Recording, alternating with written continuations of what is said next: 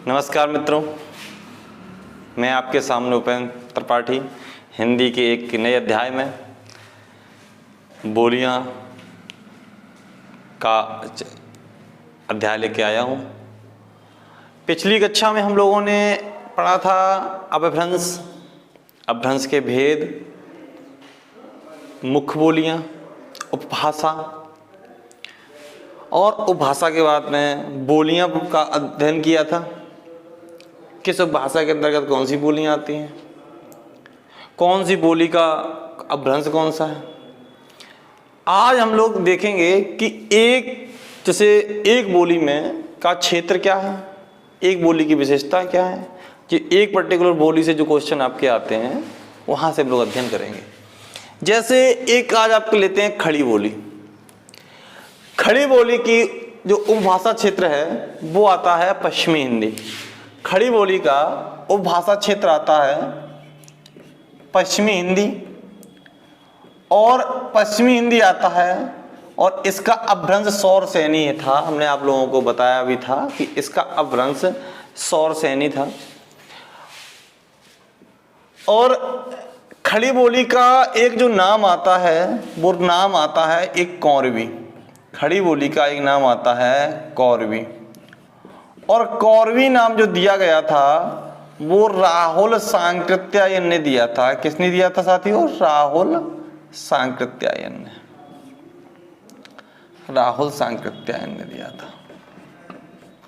सांकृत्यायन, राहुल सांकृत्यायन ने खड़ी बोली का नाम कौरवी दिया था। कौरवी से तात्पर्य होता है साथियों कि कुरुक्षेत्र में बोली जाने वाली, क्या कुरुक्षेत्र में प्रयोग की जाने वाली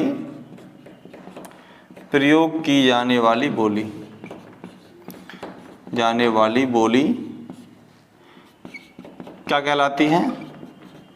कौरवी कहलाती है। कुरुक्षेत्र में प्रयोग की जाने वाली बोली कौरवी कहलाती है। और खड़ी बोली का जो प्रथम कवि अमीर खुसरो को भी कहा गया है। देखो, पिछली क्लास में हम लोगों ने डिस्कस किया था कि वर्तमान हिंदी का जो मानक स्वरूप है वो खड़ी बोली में ही पाया जाता है। एक बार इस बात को भी फिर से ध्यान रखें कि जो वर्तमान हिंदी का मानक स्वरूप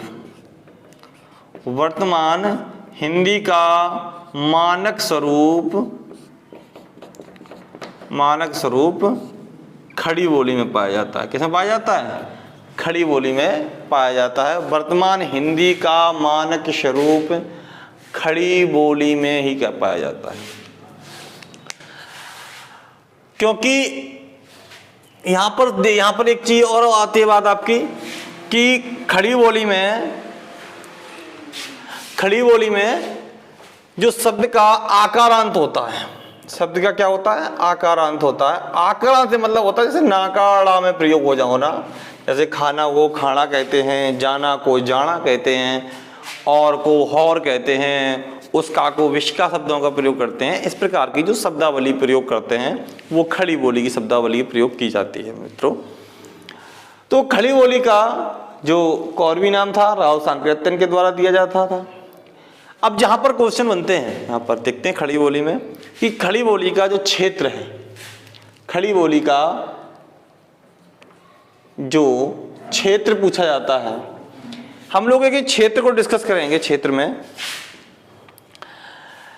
तो क्षेत्र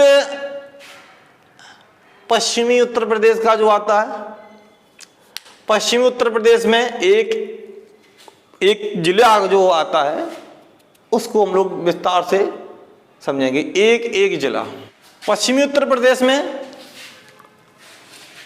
देखेंगे। देखो, सबसे पहले सबसे ऊपर मैप के माध्यम से भी समझेंगे। अगर उत्तर प्रदेश की बात की जाए, अगर उत्तर प्रदेश की, तो देखो उत्तर प्रदेश में भी ये आपका ये यहां से ये जो आता है, आप अपने पास आपके पास मैप होगा, मैप के माध्यम से भी आप समझ सकते हो। और यहां पर भी देखें, ठीक है, ये जो आपका गौतम बुद्ध नगर से होते हुए और ये बुलंदशहर, संभल,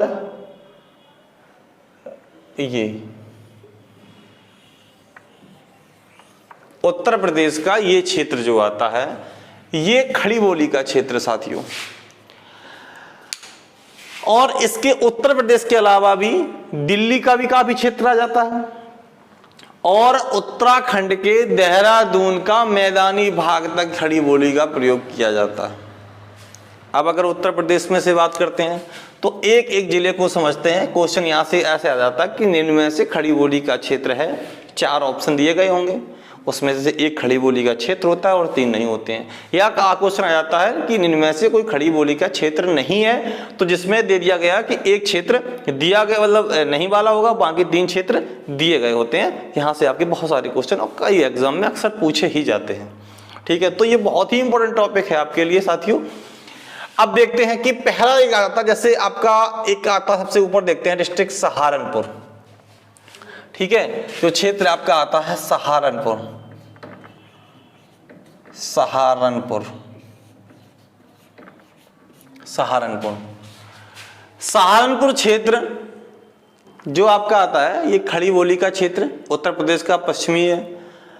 सहारनपुर के बाद आपका आ जाता है शामली जनपद।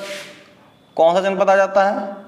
शामली आ जाता है। यहां पर देखो शामली, और शामली के साथ में मुजफ्फरनगर। मुजफ्फरनगर एक बात ध्यान रखें कि वीडियो देखने के साथ साथ आप पॉइंट को नोट भी करते चलें, क्योंकि वीडियो देखने के बाद फिर चीजें दिमाग से निकल जाती हैं और पता नहीं कब आप खड़ी बोली का दोबारा अध्ययन करें, और एग्जाम में आना स्वाभाविक है और आता भी है। तो एक बार अगर आप कहीं नोट कर लेंगे, शॉर्ट नोट्स बना लेंगे, या इस वीडियो को कम से कम 2 से 4 बार देख लें।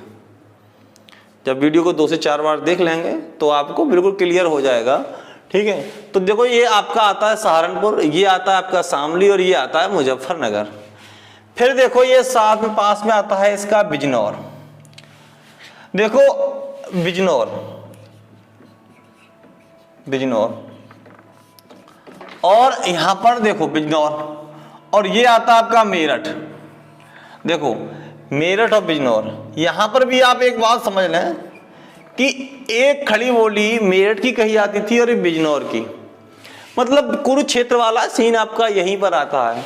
और जो आदर्श या कह सकते हो आदर्श खड़ी बोली या मानक हिंदी, मानक भाषा, मानक हिंदी का मानक स्वरूप जो मेरठ की खड़ी बोली होती थी वहीं से लिया गया। यानी हिंदी का मानक स्वरूप मेरठ की खड़ी बोली कह सकते हो, लेकिन क्वेश्चन आपके एग्जाम में खड़ी बोली तक ही आता है। तो मेरठ, ठीक है, ये आदर्श खड़ी बोली भी इसको कह सकते हो, मेरठ।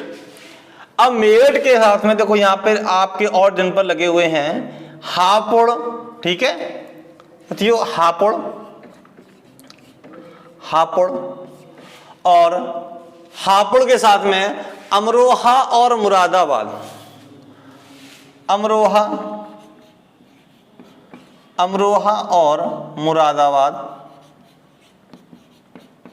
मुरादाबाद। अमरोहा ये आपका ये देखो रहा बिजनौर के और हापुड़ के पास में, हापुड़ आपका ये रहा, और मुरादाबाद जनपद आपका ये देखो रहा। तो ये जनपद आपके हैं। अब देखो यहाँ पर जो जनपद बचते हैं, जैसे आपका बचता है यहाँ पर एक गाजियाबाद है, बागपत है, गाजियाबाद है, बागपत है और गाजियाबाद है, गाजियाबाद है, बागपत भी है और गाजियाबाद भी है। फिर गौतम बुद्ध नगर। ठीक है, फिर देखते हैं गौतम बुद्ध नगर। अगर देखो आप मैप का प्रयोग हम इसलिए कर रहे हैं कि ताकि आप भी अगर मैप के अकॉर्डिंग समझेंगे तो आपके माइंड में एक इमेज बनेगी, आपको रटने की प्रवृत्ति से बच जाओगे आप। नहीं तो ये आप रट्टा मारोगे, कोई ना कोई भूल जाओगे। और आपको अगर मैप से ये पता लग रहा है कि इस क्षेत्र में ये वाला जनपद है तो रटने की जरूरत नहीं पड़ेगी साथियों। ठीक है, तो गौतम बुद्ध नगर नोएडा वाला, ठीक है, गौतम बुद्ध नगर, गौतम बुद्ध नगर ये आपका देखो गौतम बुद्ध नगर आता है। बुलंदशहर और संभल, और यहां पर देखो रामपुर। ठीक है, बुलंदशहर और संभल, बुलंदशहर और संभल, और ये आपका आता है रामपुर, रामपुर जनपद, रामपुर।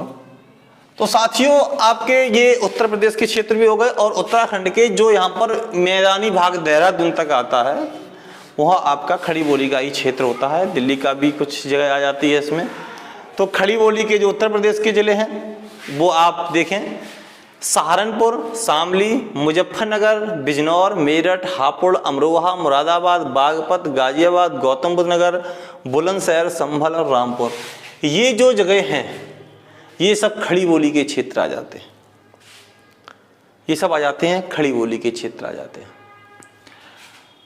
क्वेश्चन यहीं से बनता है। अब जैसे क्वेश्चन की बात करते हैं, पूछा गया कि खड़ी बोली में का क्षेत्र जिनमें से कौन नहीं है, सहारनपुर, शामली, मुजफ्फरनगर और आगरा। तो कौन सा ऑप्शन हो जाएगा साथियों? आगरा हो जाएगा। तो ये जो आपको रटना नहीं है, यहाँ पर ये जो क्षेत्र दिया गया है ये रटना नहीं है, ये आपको मैप के अकॉर्डिंग समझना है। और आपने एक बार मैप एक बार समझ लिया, अगर आपको पता है कि मेरठ में खड़ी बोली का प्रयोग होता है तो हापुड़ अगर एग्जाम में आएगा तो आप तुरंत इमेजिन करोगे कि मेरठ के पास में ही हापुड़ है। ठीक है, आप कभी बनारस या वाराणसी का नहीं सोचोगे कि वहां पर खड़ी बोली आ जाती है। तो किस क्षेत्र में खड़ी बोली वो होती है, तो इसके अकॉर्डिंग आपके माइंड में इमेज बन रही है तो आपके क्वेश्चन सही जाएंगे। और रटने वाले अगर करोगे तो जब जनपद ही नहीं रटोगे, कुछ जनपद के नाम जैसे एक साथ मिलते जुलते होते हैं, जैसे अलीगढ़, आजमगढ़। ठीक है, कुछ छात्रों का ऐसा देखा है हमने, ऐसा मत समझना कि आपको अगर आ रहा है तो ये बहुत छोटी अलीगढ़ कहाँ आजमगढ़। कुछ छात्र ऐसे देखते हैं क्लास में कि अलीगढ़ और आजमगढ़ का अंतर मालूम नहीं होता है। ठीक है, तो मैप के अकॉर्डिंग एक बार उनको भी देखना चाहिए। हरदोई, हमीरपुर, यही समस्या आ जाती है। तो ये कुछ ऐसे जनपद भी होते हैं जो सुल्तानपुर, सहारनपुर, एक बार जो रटने वाले लोग होते हैं हमेशा बोलते हैं, अगर इन्होंने मैप देखा है, घूमा है तो उन्हें समझ सकते हो। और अगर आपको आ रहे हैं तो और अच्छी बात, नहीं आ रहे हैं तो आपको मैप देखना भी चाहिए। ठीक है साथियों, तो यहाँ पर एक बार देखते हैं, सहारनपुर, शामली, मुजफ्फरनगर, बिजनौर, मेरठ, हापुड़, अमरोहा, मुरादाबाद, बागपत, गाजियाबाद, गौतम बुद्ध नगर, बुलंदशहर, संभल और रामपुर। एक बार खड़ी बोली को फिर से हम लोग रिवीजन कर लेते हैं। खड़ी बोली का जो पश्चिमी हिंदी और इसका अपभ्रंश होता है सौरसेनी अपभ्रंश। खड़ी बोली का अपभ्रंश सौरसेनी अपभ्रंश। उपभाषा या मुख्य बोली ये आती है पश्चिमी हिंदी में। और खड़ी बोली का कौरवी नाम रहा लोसानकृत्या इन्हें दिया। ये कौरवी होता है कुरुक्षेत्र में प्रयोग की जाने वाली भाषा। ये शब्द में आकारांत हो जाता है और वर्तमान मानक हिंदी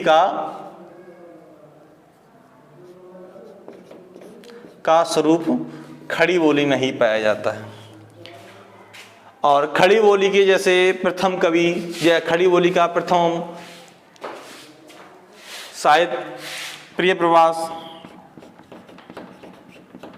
प्रवास ये अयोध्या सिंह उपाध्याय ने दिया था। अयोध्या सिंह उपाध्याय ने दिया था। अयोध्या सिंह उपाध्याय। हालांकि जब हम लोग साहित्य पढ़ेंगे तो इस पर बहुत विस्तार से चर्चा करेंगे। हरिऔध।